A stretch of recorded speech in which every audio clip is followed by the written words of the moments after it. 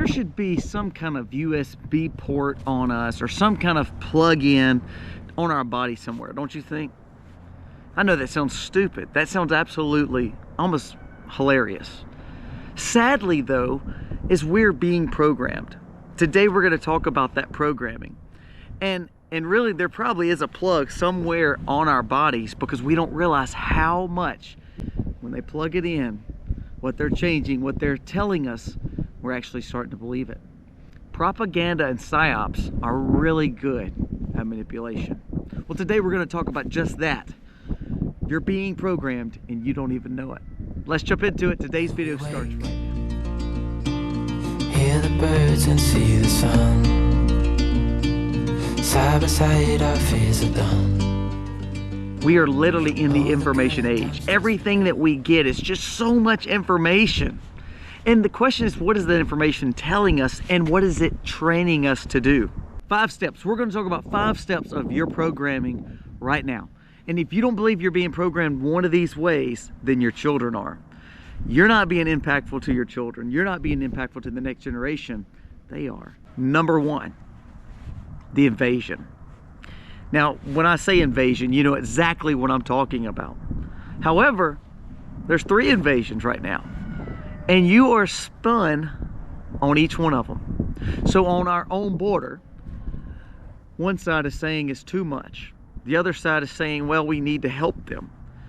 Well, the media is 96% liberal and Democrat. It's 4%, less than 4% is conservative. We talked about that the other day.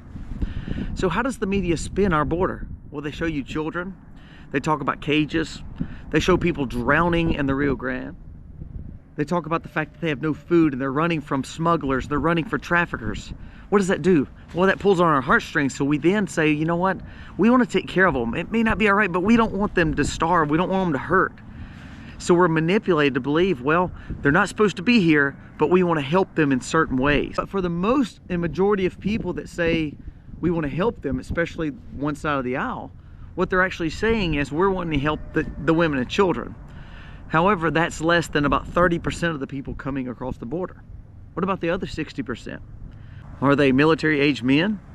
Are the people who don't want to work, don't want to come into a country legally to contribute to society? But we're not talking about that. That's one invasion, and it's so polarized that we can't even get a border wall fixed. However, there's 2 other invasions going on across the world, and somehow that side that it wants our border open wants the other 2 borders closed. Israel, Palestine.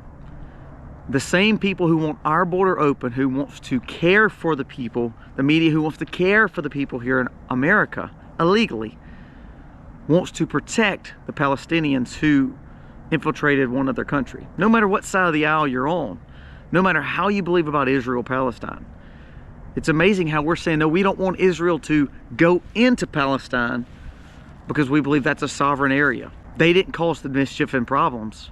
However, they wholeheartedly support the attack that Hamas did. But on that side, again, we're polarized, but it's the opposite. Next invasion, Ukraine, Russia. Ukraine and Russia.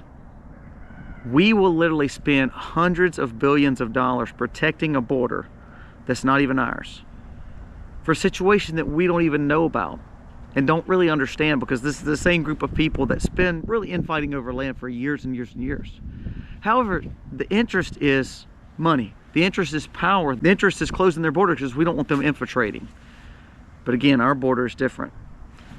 It's swapped.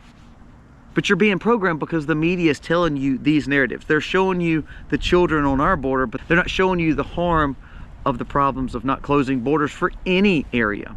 Do I believe Russia should be going into Ukraine? No. But that's not my fight and that's not my worry. America's my worry. We should be worried about our border. But you see how they spin you and how they program you. Pretty much you can always tell someone who is left-leaning is because they're going to have a Ukrainian flag in their bio on Twitter, but they're going to talk about open borders for our southern states. Isn't that funny? That's called programming. Our school systems in America are actually failing. None of our kids are actually up to the level of reading, arithmetic, and history, understanding knowledge to their age. Do you know America spends more in their public education, more per kid, than any other nation in the world. Wouldn't that mean that we're the smartest and we're raising the most brilliant, brightest kids? We're not. So what are we doing? Are we just paying people to babysit our children? Are our teachers actually teaching, or are they worried about their own narratives? You know, when I was a kid, when I went to school, when I had to go to public school, I hated it, don't get me wrong, I wish I'd never had to, but I did. But the thing is, I didn't know my teacher's politics. I didn't know how my teachers thought. I know there was one kind of crazy teacher, we called her the kooky teacher. Other than that, everybody else just seemed to be normal. They just taught us some old lady that reminded you of your grandmother. I mean, that's exactly what teachers were. They didn't try to befriend you, they wasn't mean, they just were teachers. But they taught us history, they taught us government, they taught us math, they taught us language arts. No one likes language arts, by the way. But it was just school. Well, now that's not it. Our colleges, same way. Our colleges are teaching children what? Not education. Unless you're going into medical fields, some kind of engineering, or some kind of legal fields, is there really a purpose for the universities? I'm just being honest, think about it. The leadership across the board, how they're indoctrinating our children. You don't believe they're indoctrinating your children. Less than 1% of people thought gender was fluent, just less than last generation, 10 years ago. Now, 1 in 5 kids thinks that gender is fluent. You don't believe that's been programmed in them from high school, from junior high, from kindergarten to universities? 20% change, that's called programming. The only way to fix that is you get your kids out of school. If you can't, then you be the best PTA parents you can be, and you stay at that school board. Don't worry about the Biden and Trump race. You better be worried about your local school board race. That's way more important. The media is good at swinging self-defense. We see these sad incidences at schools and colleges and in towns, and we're like, gosh, no one needs to die. No one needs to be harmed. We need to take the rights of people away. Nobody needs these dangerous self-defense tools. No one needs all that magazine capacity. You see, they play on our heartstrings again, just like we talked about with the immigrants and illegal immigrants in the first point. We're being programmed to think that weapons are bad. All the while we're selling trillions of dollars worth, our defense spending, to other countries. If they were so bad, why are we selling to other countries? Because we know the truth behind it. The media wants to manipulate you. Name one country that has not been overtaken, that has not seen persecution, that has had the rights to bear arms. Not a one. We have the rights to bear arms. We have more people who own those tools in America than any other country. If you start allowing them to program you to think that they're bad and not the people that are bad, if you get them, if they're programming like they are states, a lot of leftist states are taking it away from you. However, those same leftist states, I think of Chicago being in a leftist state, I think of San Francisco being a leftist state, I think of New York City being a leftist state, I think of Philadelphia being a leftist state. Every one of those have tough policies against your rights to bear arms. However, they're the most dangerous places to live. I wonder why. I wonder if the criminals are turning theirs in. I doubt it. That's called programming. If you're purchasing tools right now like that, you better be doing it with cash, you better be doing it with friends, and you better find ways to place them in areas that are inconspicuous. You better make sure you're protecting your family, not only by having them, by keeping them out of the public view and not talking about which ones you have. You better trust who you're purchasing from as well. Man, isn't speech just harmful? Doesn't it hurt you? That's what they want you to believe. You know, I have people that email me, and they'll comment on the videos, but they'll email me and just, rag me up and down about something I said. It may be politic related, it may be prepping related, it may be how we raise our animals, and I'm telling you, they will just blast me. And I don't like it. But to be honest with you, I really don't care. It's their opinion, just like I'm giving you my opinion now.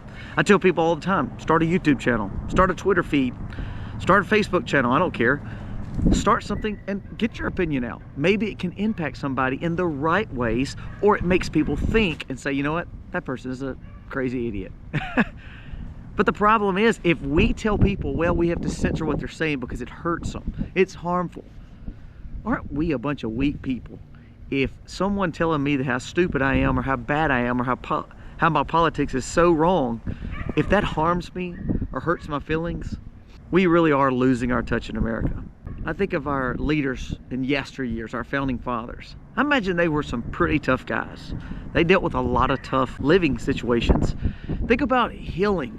Think about all the problems they had. They didn't have the medicines that we had now. What's truly amazing is they fought for you to have freedoms. And one of those freedoms was freedom of speech. Freedom to tell what you feel, to say what you think. Now, I don't believe that, if you're foolish, that you should be just speaking with a loud horn. However, you do have the rights to do that. But as a Christian conservative speaking, I promise you, they're not going to let my voice be heard nearly as much as someone who is a leftist ideologue. Think about it. At school, can you read a Bible? Can you talk about Christ? Can you do those kind of things? No, you can't. So therefore, they're censoring your speech and programming you because they're calling it hate, or they're calling it one-sided, or they're calling it opinions. And they're telling you that you should not be able to have a loud voice, especially if you're talking against a certain group of people. It goes back to that indoctrination thing. If you say gender is not fluid, however, they are saying that, then you're the bad guy. If your religion says that, then your religion is bad. And this is the one that scares me the most. All this comes together in this last point. Rewriting history. This is why it's so important to have true books, true historical documents, and true teachers teaching what truly happened years and years and years ago. Because if we allow our phones and digitized forms of this to teach us, then guess what? It could be changed and manipulated, and we just believe it. Here's another thing.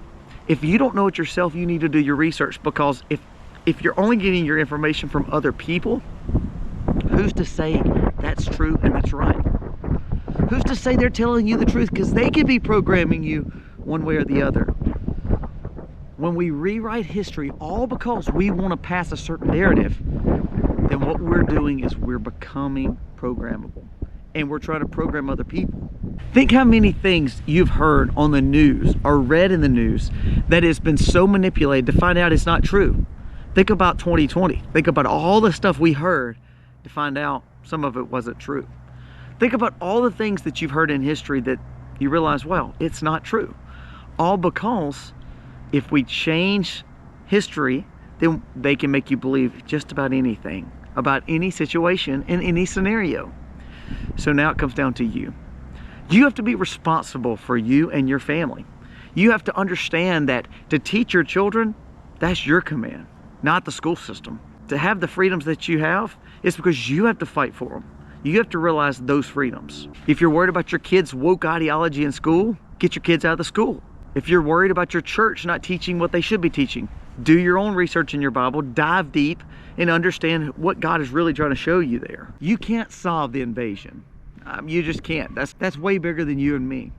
But what we can do is we can build some wisdom and some common sense. So all the psyops and propagandists don't get in our heads and transform us and change our minds on certain policies that we may have believed. My favorite, and this shows that we're programmed, is when I pass somebody and they're wearing gloves and a mask and there's no one else in the car, but they're driving with gloves and mask.